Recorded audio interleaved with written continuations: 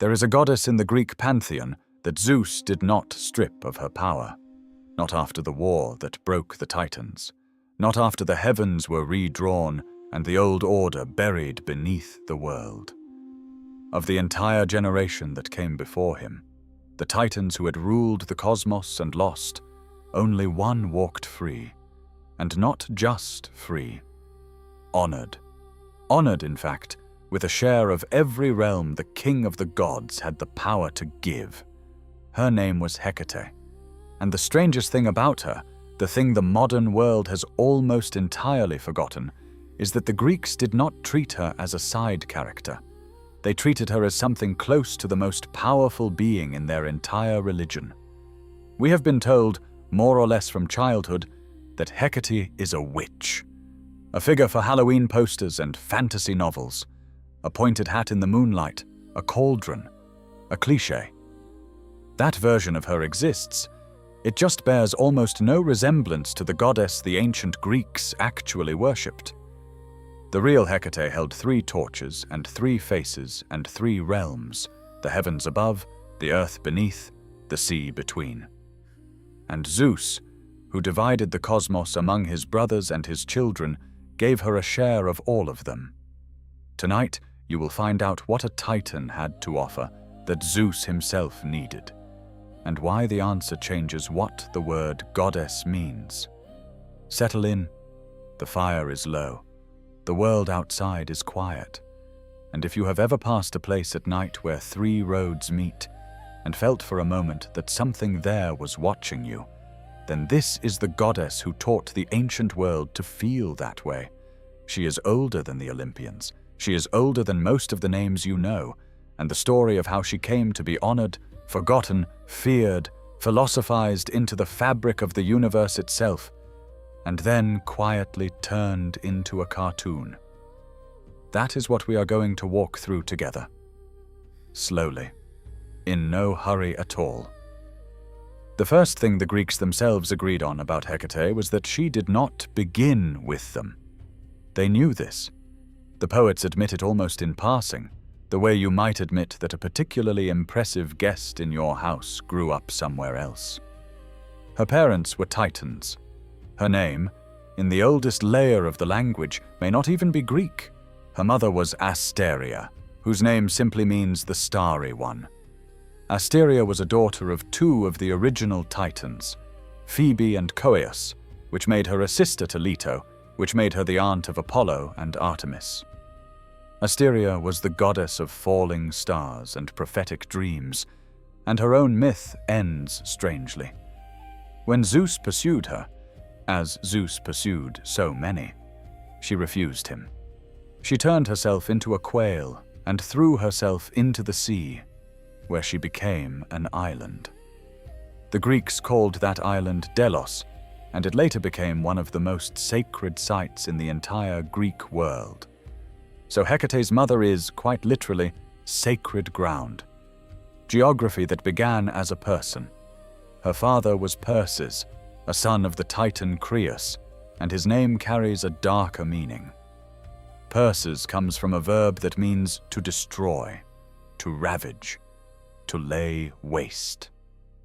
He has almost no story of his own. He is barely a presence in the surviving texts, more genealogy than character.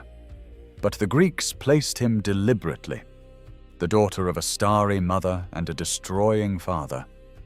The light above and the ruin below. You can already see the goddess taking shape in her parentage. She is not made from one thing. She is made from a meeting. Where Hecate herself originally came from, geographically, is one of the genuinely unsettled questions in classical scholarship. The mainstream view, held by most major researchers in classical religion, is that her cult began not in Greece at all, but in Asia Minor, among a people called the Carians, in what is now southwestern Turkey. The evidence is suggestive. Carian children were given names that contain her name as a root. Her most important and most ancient temple was not on the Greek mainland, but at a site called Lagina in Carian, where she remained for centuries a great goddess, complete with her own annual festival and a priesthood that performed a sacred ritual called the Kleidagogia, the carrying of the key. We will return to that key. Hold on to it.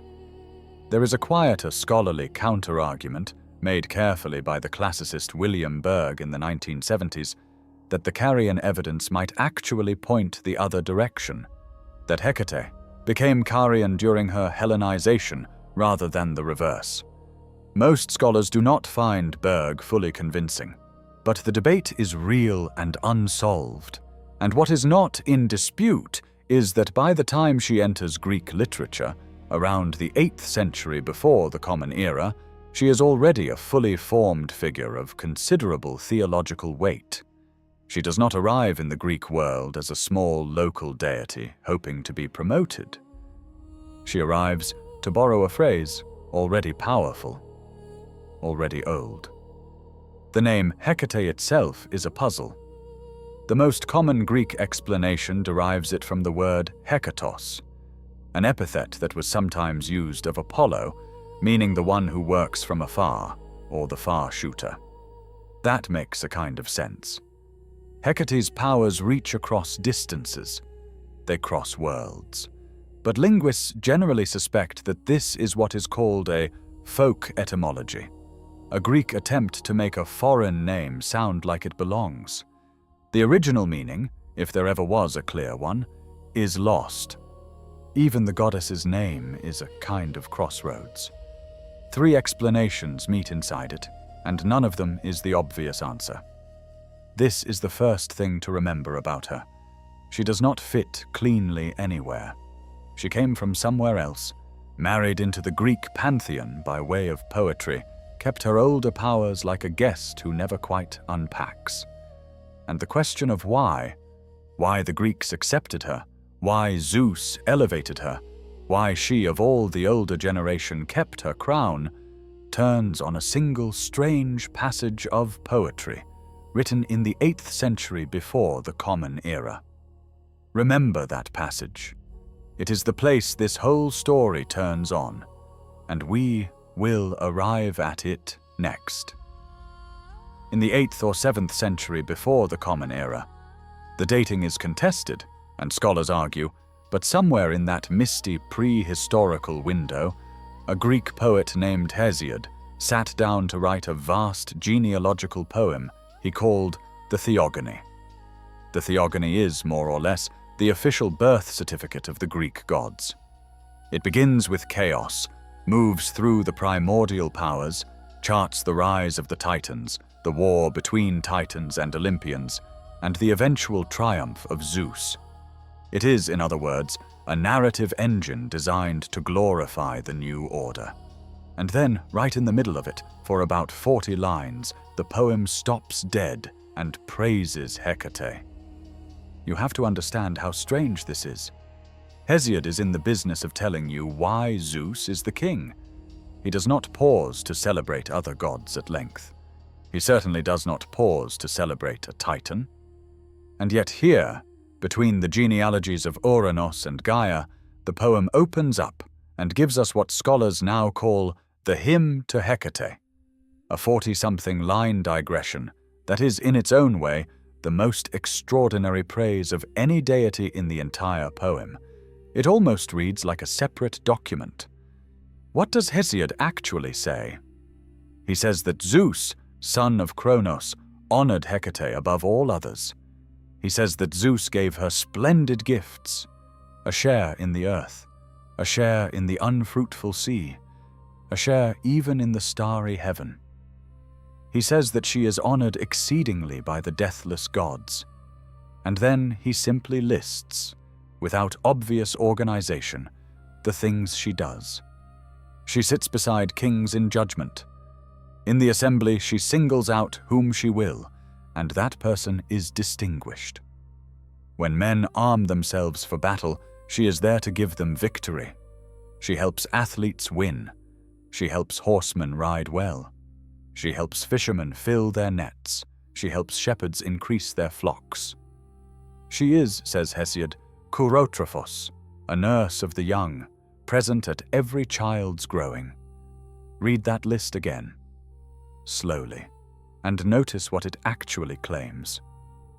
There is virtually no domain of human life, no occupation, no struggle, no hope or fear that Hecate is not in some way the patron of.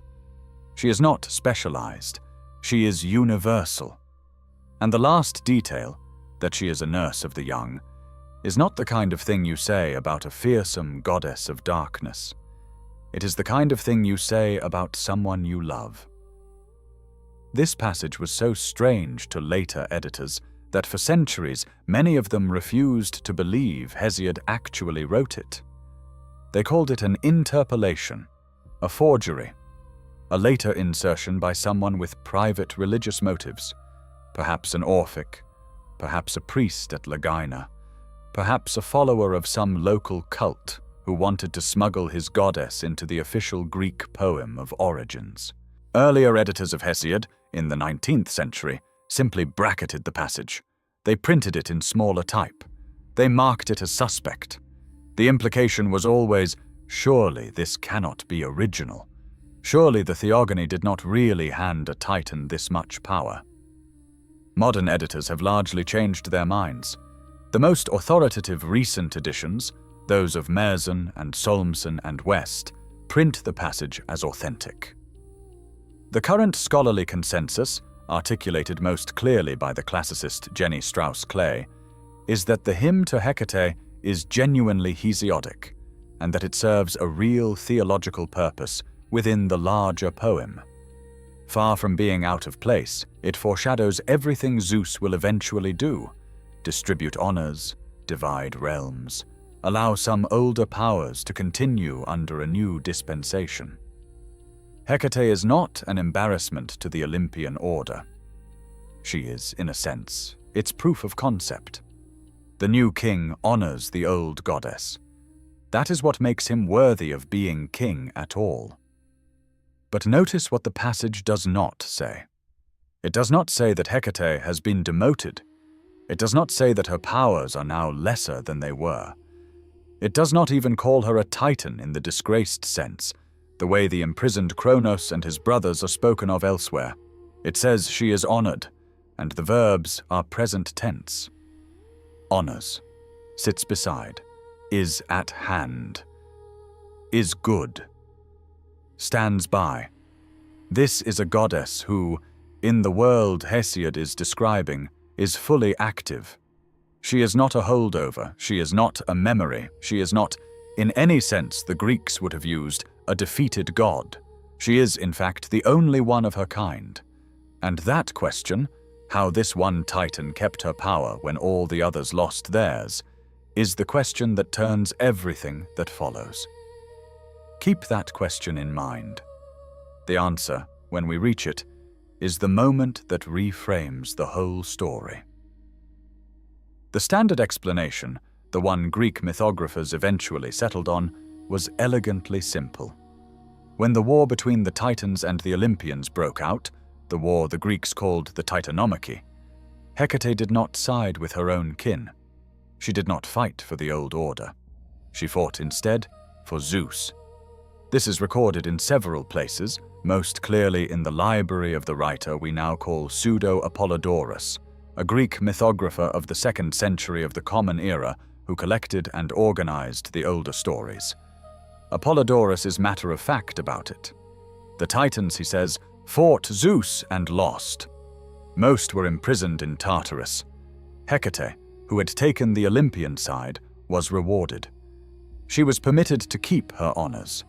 She was, in the only sense that mattered to Greek religion, immune. What this meant in practice is hard to overstate. Every other Titan that opposed Zeus was either imprisoned, exiled, or absorbed into the new order in a diminished form. Kronos was bound. Atlas was forced to hold up the sky as eternal punishment. Prometheus, who had also chosen the Olympian side initially, paid for his later defiance by being chained to a rock and having his liver eaten by an eagle every day for centuries. The Titan generation, as a class, lost. Hecate alone did not. And this exemption was not just symbolic. When the next great war came, the Gigantomachy, the war against the giants who rose from the blood of Uranus to overthrow the new gods, Hecate fought again on the side of the Olympians. Apollodorus tells us the names of the giants and how each was killed. Eurytus was killed by Dionysus with his thyrsus. Mimas was burned by Hephaestus with red-hot metal from his forge. And the giant Clytius, a serpent-legged monster from the older order, was killed by Hecate with her torches. If you want a piece of Greek art that captures her power in this period, look at the eastern frieze of the Pergamon Altar, an enormous Hellenistic monument built in the 2nd century before the Common Era and now reconstructed in a museum in Berlin. The frieze shows the gods battling the giants in a riot of marble. On the far left of the eastern panel, three-bodied Hecate fights Clytius. Her three forms hold three different weapons: a torch, a sword, a lance, one in each pair of hands, three faces watching three directions at once. The giant tries to throw a stone the size of a small mountain at her. Her dog has its teeth in his snake leg. He is losing. The art does not lie about who wins. Imagine for a moment what the original viewers would have seen. The Pergamon Altar was a public monument designed to make a theological argument about who deserved to rule the cosmos. And there, on the most prominent panel, fighting alongside Artemis and Leto and Apollo and Zeus himself, is the only Titan still standing. Three of her, with fire. This is what Hesiod's strange hymn was always about. She is not a holdout. She is a chosen ally. Zeus did not honor her despite her being a Titan. He honored her because she was a Titan who had voluntarily surrendered her own generation's claim to the world. She represents the loyalty that the new order required and the older powers it absorbed rather than destroyed. She is, in that sense, the seam where the old gods and the new were stitched together. Without her, the seam shows.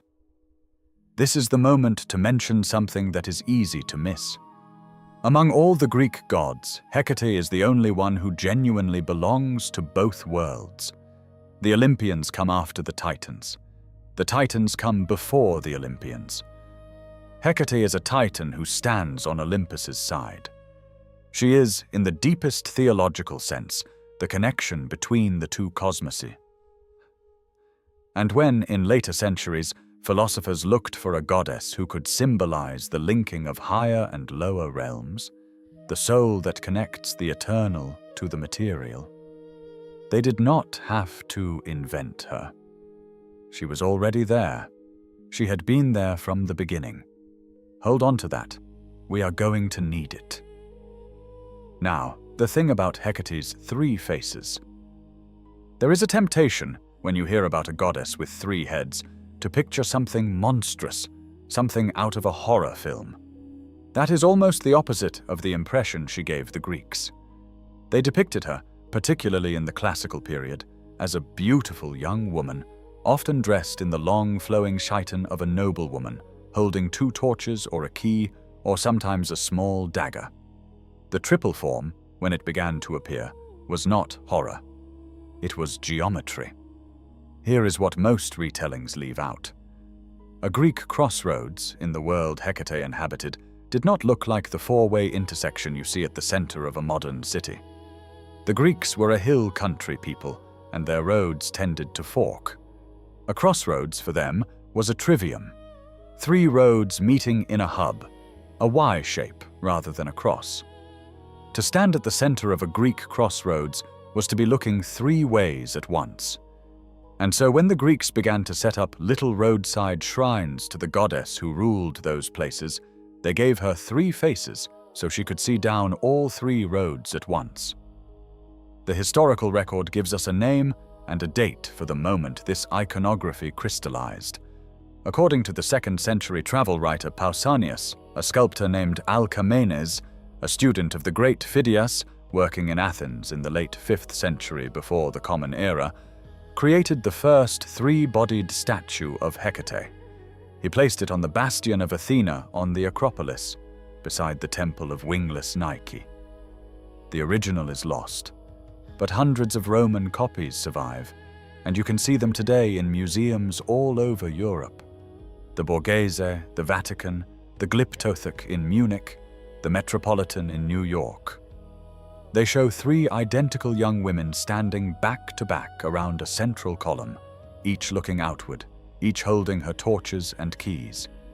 These small statues are called Hecateia, and they were everywhere in the ancient Greek world, not just at major shrines. At every doorway, at every household entrance. The Greek comic playwright Aristophanes, in his play Wasps, refers to them as casually as we might refer to a porch light. Of course, he says, every Athenian household had its little altar of Hecate before the door. Of course. Why would you not? This is the part that tends to surprise people. Hecate was not a marginal goddess of a few witches in the woods. She was a domestic deity. She was the goddess your grandmother kept a small shrine to, beside the front gate, because she protected the threshold. She was the goddess invoked at the boundary of the home, the place where the inside met the outside, where strangers became guests, where the safe became the unsafe. And this is the moment that key comes back. The one we left at Lagina a few minutes ago. The sacred key carried by the priestesses in the Cleidogogia. Because here, at every Athenian doorway, she was, in the most literal sense, the keeper of the door. And because the Greeks understood that every doorway is a kind of crossroads, a place where the path forks between staying and leaving, between known and unknown, they understood that doorways were also places where Hecate's strange power lived. You can think of the Greek city as a network of crossings, large and small, and at every one of them she stood. Three faces, watching. The torch in each hand, a small piece of light against an enormous dark. She was, in this sense, the most democratic of all the Olympian-era gods. You did not have to be a hero to need her, and you did not have to travel to a great temple to find her. She was already at your door. Quite a difference, really, from the wind-swept dignity of Olympus. The other gods needed marble halls and incense and pilgrimage. Hecate needed a few stones beside the doorpost and a little oil burnt on the right night of the month. There is something quietly absurd in what the Greeks worked out here. They had a goddess whose powers ran through earth and sea and the starry heaven, present at every birth and every battle and every hunter's catch. And they decided, as a matter of practical household arrangement, that the right place to keep her was the corner where their front door met the street. Not the heavens, not a great temple, their doorway. Mythology has always had a gift for the domestic, and you, listening to this in whatever room you are in tonight, are also at a kind of threshold, the doorway between waking and sleep.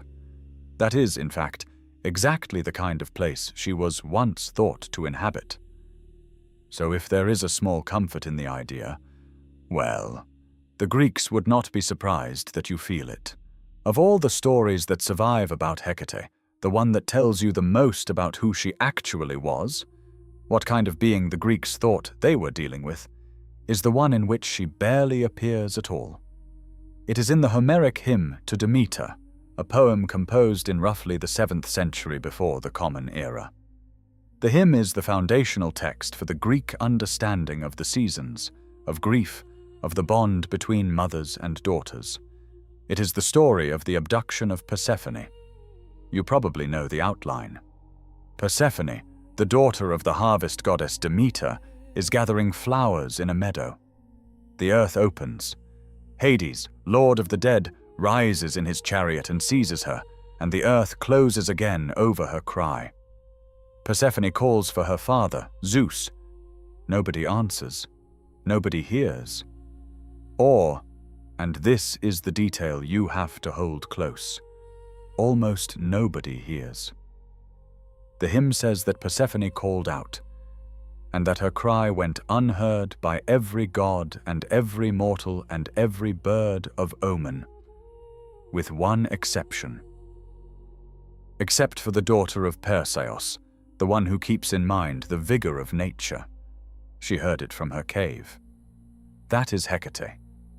In the Homeric hymn, she is presented as living somewhere underground in a cave, already a goddess of the in-between. And she alone, of all the powers in the universe, hears the moment Persephone is taken. She does not see who took her. She only hears the voice, the cry of a girl in the dark. For 9 days, Demeter wanders the earth searching, with her own torches in her hands, eating nothing, drinking nothing, neglecting her body in her grief. The poem is unbearably patient about her suffering. 9 days of looking, 9 days of asking, 9 days of no answer. On the 10th day, at dawn, Hecate finds her. She comes to her with a torch in each hand, and she tells her, kindly, plainly, what she has heard. Honored Demeter, what god of heaven or what mortal man has rapt away Persephone? I heard her voice, but I did not see who did it. I always tell you the whole truth. There is something in this passage that has stayed with readers for nearly 3,000 years. It is the kindness of it. Hecate does not have to come. She does not owe Demeter anything. They are not particularly close in the genealogies. They are not even quite the same generation of God. But she does come. She comes with her torches in the early morning to a goddess who has been searching alone, and she gives her the only piece of useful information that anyone has been willing to share. What happens next is also worth slowing down for. Demeter does not respond. The poem says she does not even answer, so deep is her grief. But she goes. The two goddesses set off together, both holding torches, 2 flames in the grey of dawn. They go to Helios, the sun, who does see everything, and from him they finally get the full story. It is Hecate who lit the way to that confession. She is, in the most literal sense the language of the hymn permits, the one who carries the torch in front of grief. And then, after Persephone is found, after the negotiation with Hades and the pomegranate seeds and the great compromise that gives the Greeks their seasons, the hymn does something quietly extraordinary. It says that Hecate came to Persephone and embraced her, and from that time forward, the lady Hecate was minister and companion to Persephone. The Greek word here is propolos, which means a guide who walks before, lighting the way. From that moment, in the Greek imagination, Hecate becomes the one who escorts Persephone every year, down into Hades when the cold months begin, and up again into the world when spring returns. She does not just witness the abduction, she becomes the bridge, the one who makes sure the daughter never has to walk alone again. This is the soul of who Hecate actually is, beneath all the later darkness. She is the one who hears what others miss. She is the one who comes with light when there is nothing else to bring. She is the one who, having found a grieving goddess at the worst hour of a long 10 days, simply walks beside her until they reach the truth. And then she keeps walking with her daughter, every season after, for the rest of time. If you have ever been the friend who showed up, really showed up, on the bad night, with no good news, only your presence and a small useful piece of information, then in some sense you have stood, briefly, where Hecate stood. The Greeks thought there was a goddess for that. They were not entirely wrong. This is the detail that tends to stay with people. The witness in the cave, the torch at dawn, the companion who chooses to walk down with you when nobody else will. How, then, did the goddess of doorways and dawnlight become the goddess of witches? The transition happened slowly, across centuries. and it is one of the more interesting case studies in how religious associations drift. By the 5th century before the Common Era, Hecate's connection to the night and the underworld had begun to attract the attention of a particular kind of literary character. The woman who knows things she should not know, who works in the dark, who keeps strange company at the edges of the proper world. The witch. The two great witches of Greek myth, Medea and Circe, are both, in their classical form, devotees of Hecate. Medea, the most famous of them, calls upon Hecate as her patron in Euripides's play. Medea, performed in Athens in the year 431 before the Common Era. Later, in the Roman tragedian Seneca's version of the same story, Medea explicitly invokes Hecate as triple form, the three-faced goddess of the moonless night. The Greek epic poet Apollonius of Rhodes, writing his Argonautica in the 3rd century before the Common Era, makes the connection structural. Picture what this means. In Apollonius's telling, Medea is a priestess of Hecate, and her terrifying powers, to charm the dragon, to drug the bulls, to murder her own brother, flow directly from her devotion to the goddess of the crossroads. Circe, in the same tradition, is variously described as Hecate's niece, her priestess, or in some traditions her daughter. It is Hecate from whom Circe learned her arts of transformation. The same arts she would later use, on a Greek beach far from anywhere, to turn the men of Odysseus's crew into pigs. By the 1st century of the Common Era, this association had hardened into something durable. When the Roman poet Lucan wrote his epic Pharsalia, he gave us a witch named Erichtho who summons the dead by invoking Persephone as the lowest aspect of Hecate. The triple goddess had become, in literary practice, the patron of every dark art the Romans could imagine. And a few they imagined only because she was there to imagine them with. What this represents, theologically, is a kind of reduction. The Hecate of Hesiod is universal, present in every domain of life. The Hecate of Lucan and Seneca is specialized, narrowed to the night, the moon, the corpse, the spell. She has not lost her power. She has only been pushed into a smaller corner of it. The torchbearer who guided Demeter at dawn has become the torchbearer who lights the cauldron at midnight, and the difference, while subtle, is real. There is something gently absurd about how this happened. Hecate's earlier domains, childbirth, sailing, athletic victory, the increase of flocks, were taken over, gradually, by other gods better suited to the new religious vocabulary. Artemis took the children. Poseidon took the sea.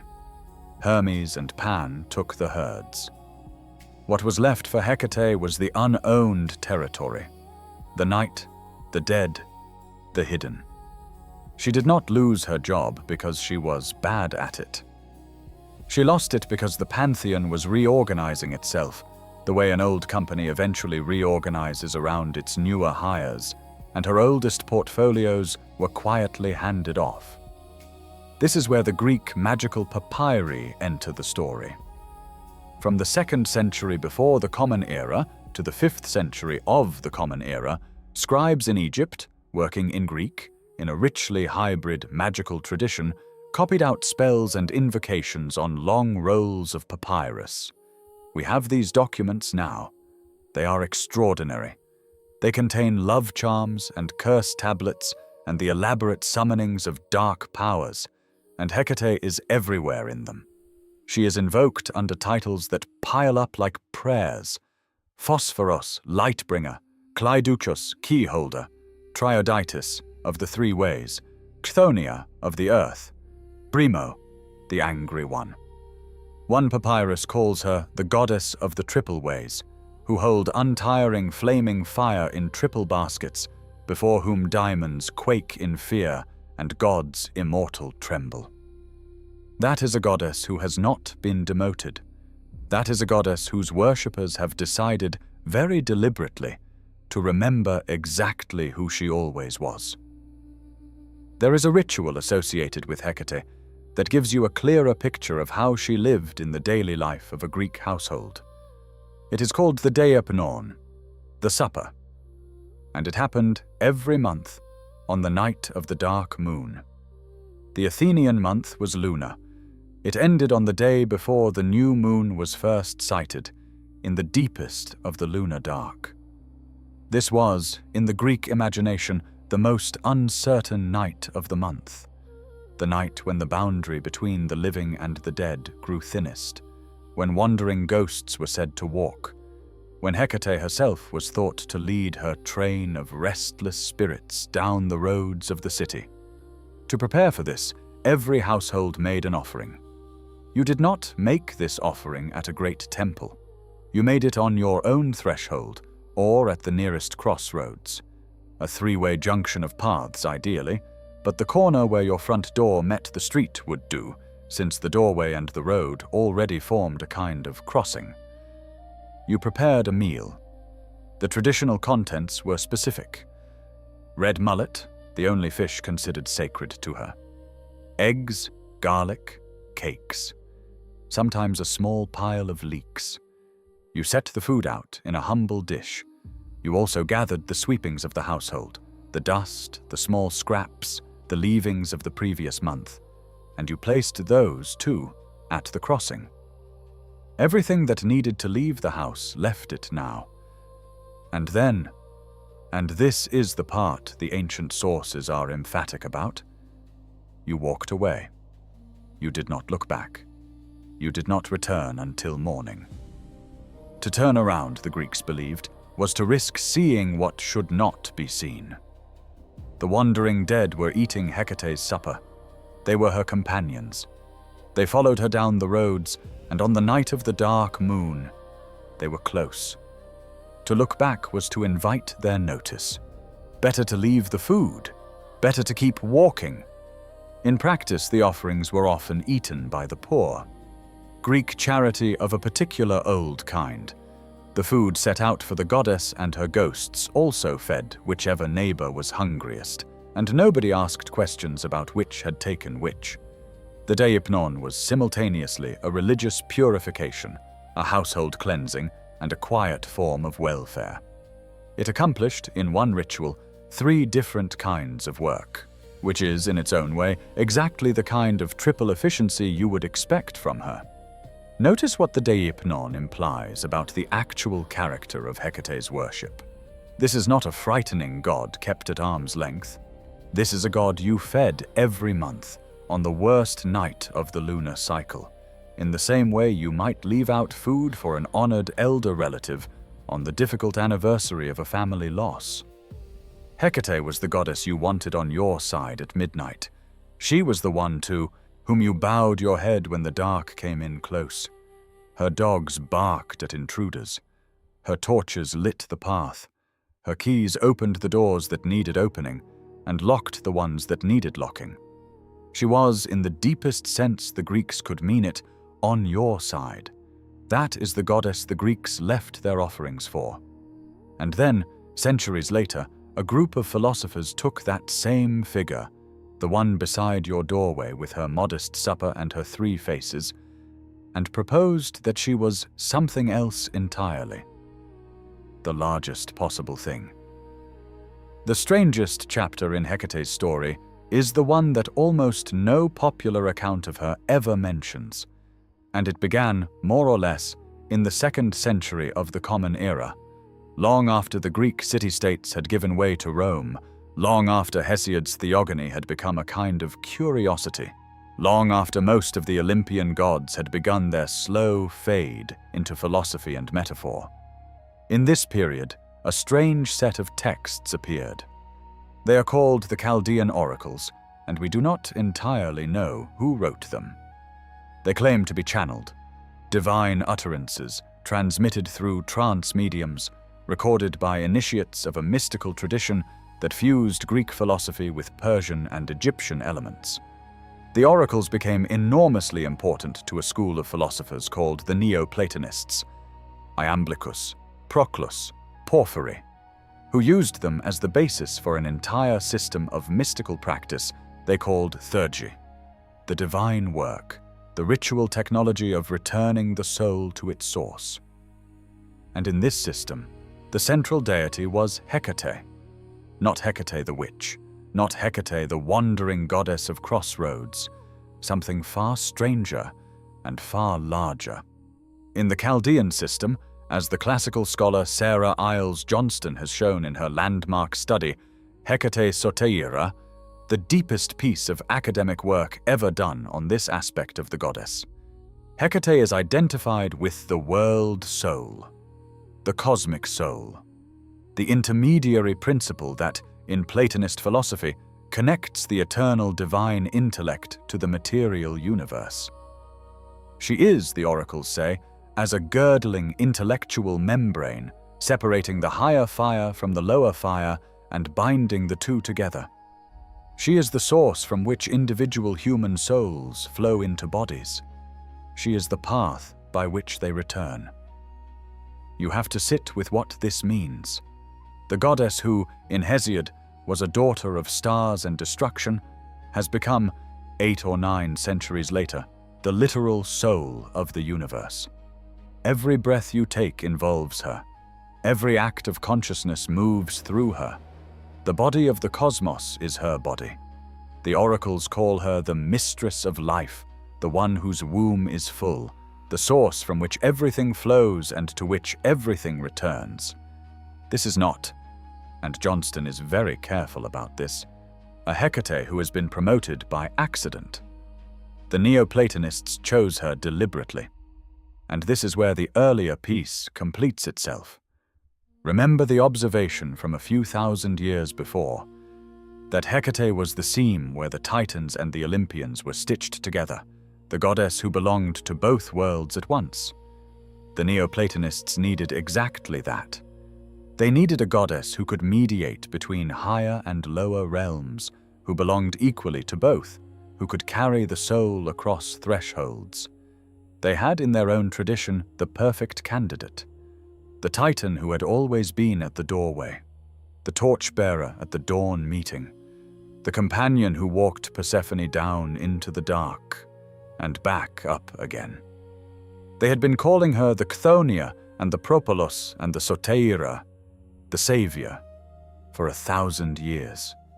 The oracles simply gave that role its largest possible expression.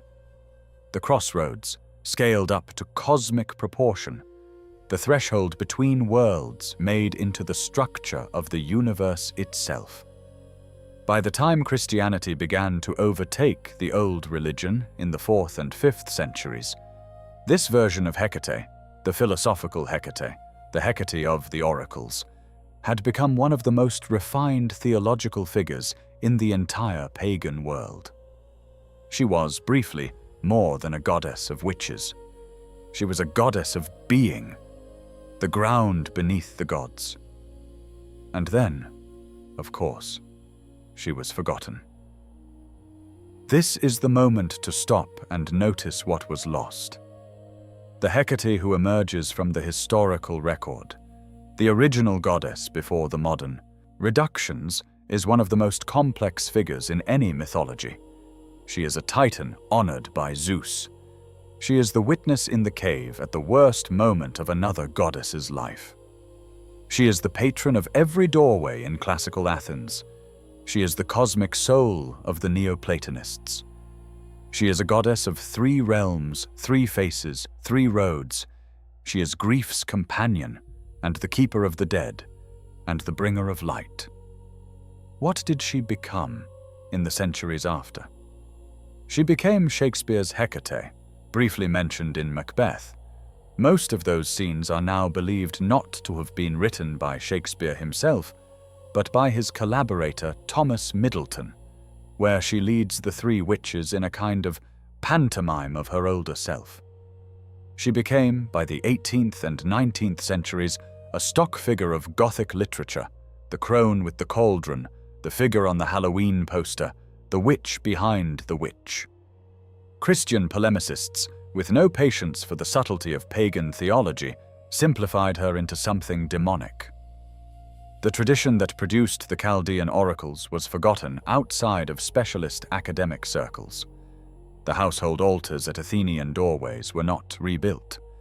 The Deipnon, with its eggs and its garlic and its quiet charity, became a footnote in scholarly editions. The reduction was not deliberate. It was simply what happens to a goddess when her culture moves on. The features that survive into the next era are usually the most striking ones. The three faces, the torches, the dogs, the night. And the features that get lost are the quieter ones. The kindness, the cosmic philosophy, the shrine beside the front door, the torch held out to a grieving mother at dawn. What is left in the popular imagination is the silhouette, the hat and the cauldron, the cliché. The original is something else entirely. She was not originally a goddess of evil. She was the goddess you turned to against the things in the dark that meant you harm. The story is finished now. Or rather, it has reached the place where stories like this one don't end so much as settle. Into memory, into the dark, into the quiet space where meaning lives after the words stop. There is a goddess in the Greek pantheon that Zeus did not strip of her power. She is older than the Olympians. She kept her three realms, the heavens above, the earth beneath, the sea between, and she walks still in the place where three roads meet. And maybe that is the part to take with you into wherever the rest of the night carries you. Some of the oldest gods were not, in the end, about fear. They were about being seen at the moment you most needed to be. They were about a light held out by someone who did not have to come, but came anyway. They were about company in the dark. You don't have to hold on to any of it. The stories will still be there in the morning. The fire will still be low. The world outside will still be quiet. If this story found you at the right moment, if it gave you something to carry or something to let go of, consider subscribing to Sleepable Mythology. There are more of these waiting. More gods, more monsters, more truths older than any of us. Next, we'll be following one of Hecate's own students into the rest of her story. A sorceress on a lonely island who turned men into pigs and waited centuries for someone worth talking to. Circe is coming. For tonight, though, rest now. Three faces watching three roads. A torch in each hand. The doorway between waking and sleep, and a goddess older than memory, who has always been the keeper of exactly that threshold. Good night.